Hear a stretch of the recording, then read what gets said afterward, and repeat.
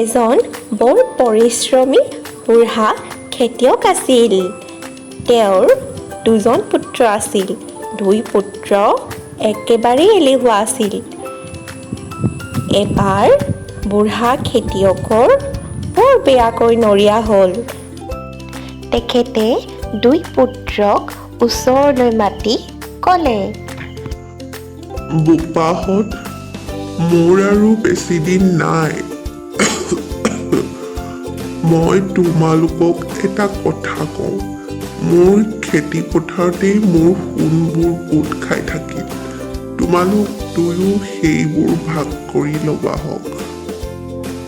খেতিয়কজনৰ এদিন মৃত্যু হ'ল। খেতিয়কজন মৰাৰ পাছত দুই পুতেকে ভাবিলে খেতি মাটিৰ তলতেই আছে সোণৰ কলহ। সেয়ে দুই পুত্ৰই কোৰেৰে মাটি খান্দিবলৈ ধৰিলে, নাঙলেৰে মাটি চহাই পেলালে, কিন্তু সোণ হ'লে নাপালে।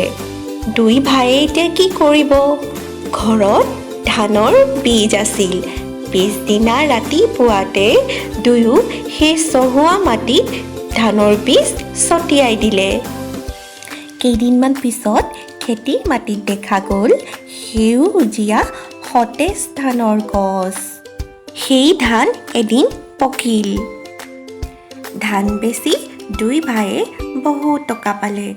তেতিয়া তেওঁলোকে ইজনে সিজনক কৈ উঠিল, ককাইদেউ, পিতায়ে আচলতে ঠিকেই কৈছিল আমাক। এলেহুৱা হৈ বহি নাথাকি খেতি পথাৰত খেতি কৰিলে সোণৰ ফচল পোৱা যায়। সোণৰ ফচল সোণৰ দামতকৈও বহু দামী। ঠিকেই কৈছ ভাইটি, আমি পৰিশ্ৰমৰ দাম পালোঁ। পৰিশ্ৰম কৰিলেই লাভ। আমি পিতাই কথা মতেই সদায় এনেদৰেই পৰিশ্ৰম কৰি যাম। গতিকে তেওঁলোকে বুজিলে যে পৰিশ্ৰমৰ মূলতহে সোণ পোৱা যায়।